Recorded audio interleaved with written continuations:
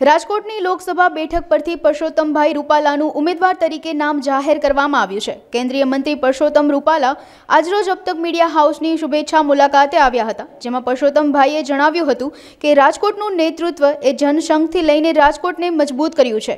રાજકોટ એ ભારતીય જનતા પાર્ટીનું power house છે અને મને આ પાવર હાઉસમાં કામ કરવાનો મોકો મળ્યો છે અને તેનો હું લાભાર્થી છું। અંતે મંત્રી પરસોત્તમ રૂપાલાએ અબતક મીડિયાની કામગીરી બિરદાવી હતી। આ ઉપરાંત મંત્રીએ અબતક મીડિયા હાઉસની મુલાકાત લઈ આગામી લોકસભાની ચૂંટણીને લઈ વાતચીત કરી હતી। રૂપાલાજી, ખાસ તો રાજકોટ છે ને એને કાયમ એક રાજકોટની ભૂમિ છે કે કાયમ છે ને બહારના લોકોને ખૂબ આવકાર્યા છે, શીખાયરા છે। આજે અમે હેડિંગ એ જ આપ્યું છે, ભલે બધા રૂપાલાજી રાજકોટ પરસોત્તમ આપને બનાવે એવી શુભકામના અમે આપીએ છીએ। એટલે રાજકોટે કાયમ આ ધરતીની કદાચ તાસીરી હશે, જેટલા લોકો બહારથી આવ્યા છે ને એ લોકો બધાય પ્રગતિ કરી, ખૂબ પહોંચ્યા છે આગળ। અમે ઈચ્છીએ છીએ રૂપાલાજી ખૂબ આગળ વધ્યા છે, પણ હજીયાથી ખૂબ મોટી પ્રગતિ કરે એવી અમારી રાજકોટ તરફથી, રાજકોટના વતી અમે શુભકામના આપને આપીએ। પાટીલજી, તમને રાજકોટનું નોતરું મળ્યું કે રાજકોટથી રૂપાલાજીએ લડવાનું છે, આપણી ફિલિંગ્સ શું છે? રાજકોટવાસીઓ માટે, રાજકોટ જિલ્લા માટે તમારો શું સંદેશો છે? મેં પબ્લિકલી પણ આ વાત કરી હતી કે રાજકોટ જે છે આમ આપે જુદી રીતે નેરેટ કરી, પણ મને ખરેખર ખુશીથી કહેવાનું મન થાય મીડિયાની સામે, રાજકોટ છે એ ગુજરાતના ભારતીય જનતા પાર્ટીનું પાવર હાઉસ છે। અમે શબ્દ કરતા મેં એ પાવર હાઉસને કામ કરતું જોયું છે। હું એનો લાભાર્થી છું। રાજકોટના નેતાઓની સાથે કામ કરીને અમે આગળ વધેલા છીએ। હું અમરેલીથી બસમાં રાજકોટ ડેપોમાં ઉતરું, રાજકોટ ડેપોની સામે પેલી ખાંભા ખોડેલી ગલી હતી એમાંથી ઉપર ચડી 25 વર્ષ પહેલા કાપડ માર્કેટમાં ઉદાડીને ત્યાં કપડાં લેતા અને ચકુભાઈ ઉપર બેઠા હોય, હું નીચેથી કેળા લઈને જાઉં, એ ગાંઠિયા મગાવે અને અમારું કામ ચાલુ થાય। એ સંજોગોમાં રાજકોટના નેતૃત્વએ મને પાકું સ્મરણ છે કે ભારતીય જનતા પાર્ટીને જનસંઘથી શરૂ કરીને રાજકોટની અંદર પહેલા મજબૂત કર્યું છે અને રાજકોટને ભાજપનો ગઢ બનાવ્યો અને ત્યાર પછી તો ભાજપનો ઇતિહાસ પણ બનાવ્યો। 25-26 વાળી ઘટનાઓથી તમે બધા વાકેફ છો। એ ભાજપનો ઇતિહાસ છે જે કાનૂની રીતે નથી બન્યું, એ ભાજપના નેતૃત્વએ મોરલી કર્યું છે।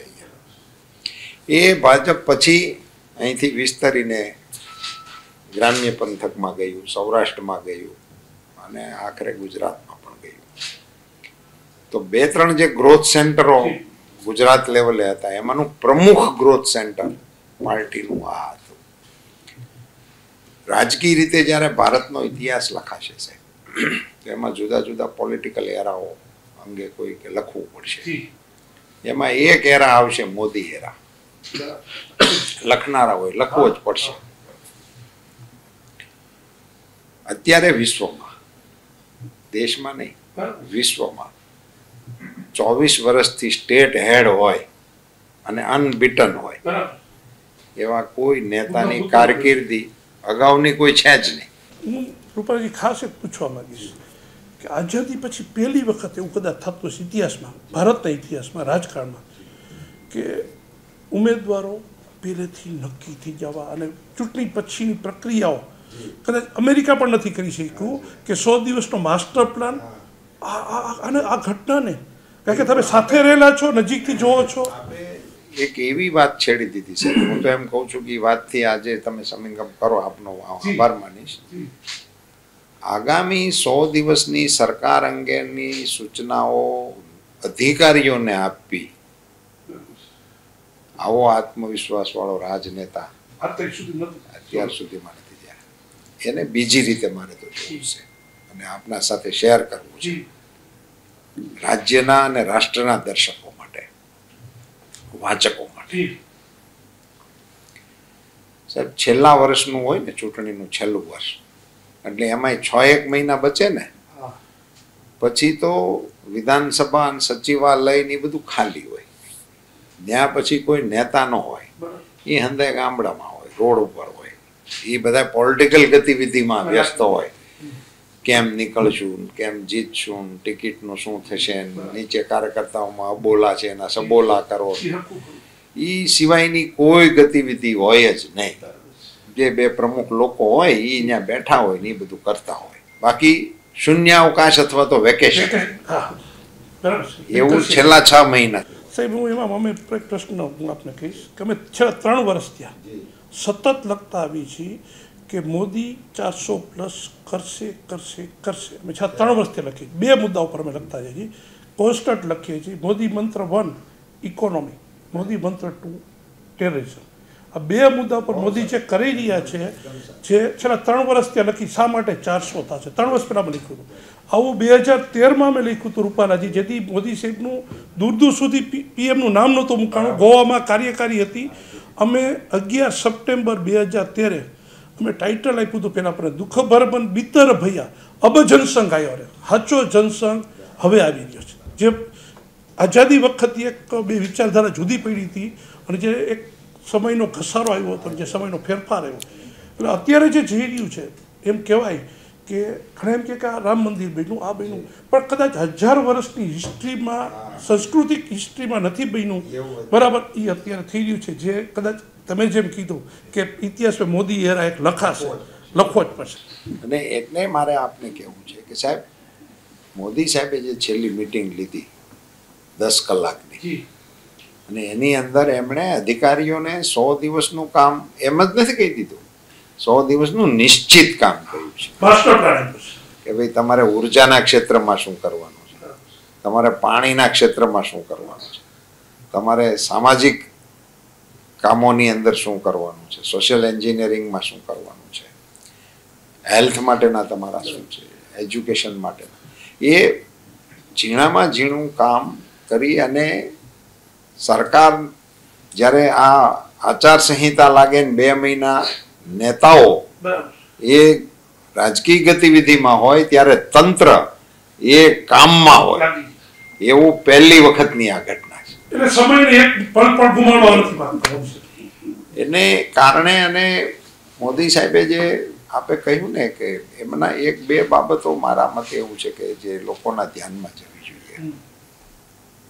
એમણે વડાપ્રધાન તરીકે વિસ્તારનો વિકાસ, કયા વિસ્તારનો વિકાસ કરવાનો, તો એમણે એવું નક્કી કર્યું કે જે જિલ્લાઓ રાજ્યના પેરામીટરથી નીચે છે, એવરેજથી, રાષ્ટ્રના પેરામીટરથી નીચેના છે, એવા એસ્પિરેશનલ ડિસ્ટ્રિક્ટો, આકાંક્ષી જિલ્લાઓ એણે તારવા આખા દેશના.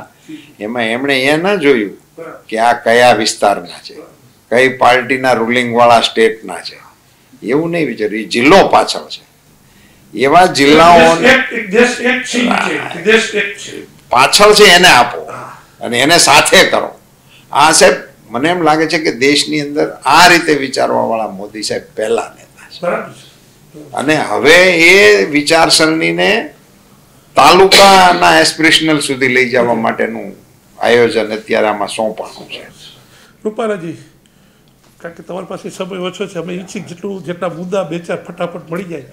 એક પહેલી વખત કદાચ એવું સૌરાષ્ટ્રને પણ એક ધન્ય થવું જોઈએ કે 2 કેન્દ્રના સક્ષમ નેતાઓને ભાજપે ઉતાર્યા, અને આવતા દિવસોમાં 2 સક્ષમ નેતાઓ પાછા મિનિસ્ટર હશે, એક રૂપાલાજી, બીજા મનસુખ માંડવિયાજી.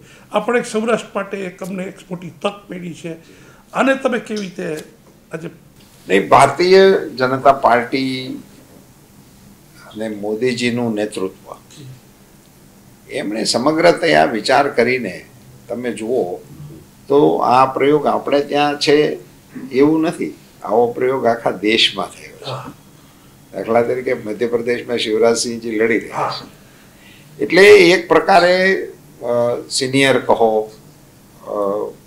એક્સપિરિયન્સ કહો, એ બધા લોકોને મેદાનમાં ઉતાર્યા છે. હું તો દાખલા તરીકે એટલે એવું કહી શકાય રાજ્યસભા વાળા હતા. રૂપાલાજી, 10 વર્ષ મોદીએ એક કહેવાય કે ઇમારત માટેના પાયા મજબૂત કર્યા. હવેના જે 5 વર્ષ ભારતના હશે એ ભવ્યાતિ ભવ્ય હશે, એવું તમારી કઈ ટાઈપની 5 વર્ષ? એ એટલા માટે સાહેબ, ભવ્યાતિ ભવ્ય કે બીજા શબ્દો લગાવ કરો એને બદલે મોદી સાહેબના કાર્યકાળની અંદર 2 ચીજ અગત્યની આવી છે. એક, એમણે આઝાદીના 75 વર્ષને અમૃત મહોત્સવ તરીકે ઉજવ્યા. અને એમાં અત્યાર સુધી દેશ માટે જેમણે કંઈ કર્યું હતું, એટલે આઝાદીના જંગથી લઈ અને વહીવટી પાંખ સુધીના એ બધાને પહોંચ્યા. અનસન્ડ હીરોઓને ગોતીને પહોંચવાનું કામ થયું અને એનું સન્માન કરવાનું કામ થયું. આપણા આઝાદીના ગૌરવને વધારવાનું કામ થયું. એમાં તમે સુભાષચંદ્ર બોઝને લઈ શકો, સરદાર સાહેબને લઈ શકો, આંબેડકરજીને લઈ, ઇવન આપણે લંડનથી વર્મા એમનું લઈ આવીને પણ જે આપણે કચ્છ સુધી રહી જવું એ પણ ઘટના, ઇન્ડિયા હાઉસની સ્થાપના કરવી વગેરે.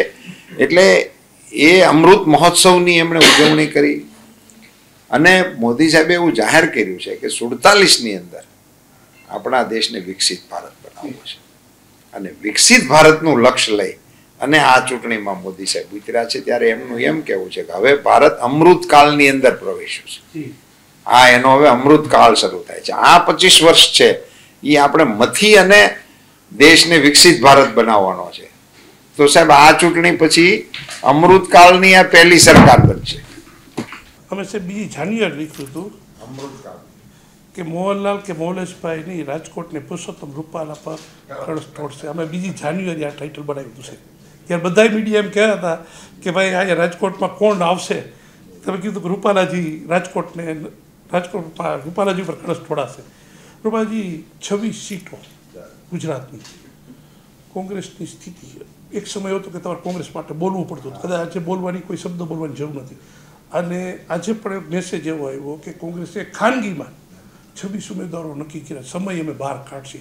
આ ઘટનાને હવે કારણ કે ચૂંટણીના દિવસો નજીક છે અને તમે રાજકીય રીતે એક પ્રતિસ્પર્ધી તરીકે કેવી રીતે જોવો છો?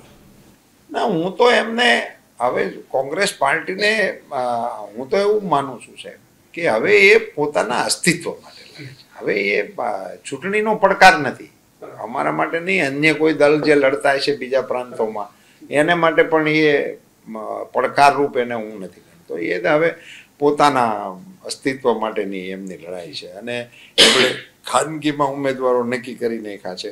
તો એમાં આ કેટલા દિવસ ખાનગી રાખવાના છો? તમે ઉમેદવારના ફોર્મ ભરવાની છેલ્લી તારીખ સુધી તમે રાખી શકો. બીજું કે સમજો કે અહીંયા આવે એ ગમે તે ઉમેદવારને જાહેર કરે તો અમે ક્યાં બદલવાના છે?